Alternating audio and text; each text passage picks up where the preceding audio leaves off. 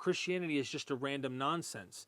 It's just literally random nonsense. And you think about all these theologians who have dedicated their lives to trying to make sense of this mess. Christianity has become a mess. And the earliest sign of this happening is when you see the formation of the New Testament. I'm actually very much in line with David Trobisch, who did this book called The First Edition of the New Testament, and shows that all of the manuscripts that we have of the New Testament all go back to some common edition made by the same editor sometime in the middle of the 2nd century. And so that if there were earlier versions, we have no surviving copies of those. We only have the version, the edit of this one particular person or committee. So you have Mark and Matthew are arguing against each other, right? So Mark is a pro-Pauline, pro-Gentile. It's very much a gospel aimed at promoting the Gentile Christian market.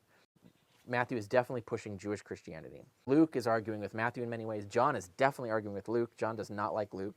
These were clearly gospels at odds with each other. So whoever decided to put them together, now when they did that, it created all the contradictions that you find between Matthew and Mark. And of course, the New Testament that we have is a response to the original, quote-unquote, New Testament, which would be Marcion's collection. So this is the response to that. It's the anti-Marcionite.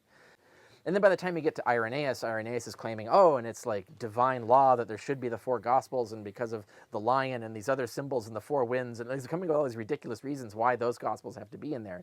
None of those reasons are the actual reason. It had something to do with the war in the church, control for the church, how do you get more communities on your side, you have to go pick their Gospels, etc. So I think that's what's going on there, and so you get the mess that he's talking about, like all these contradictions in the New Testament. Why?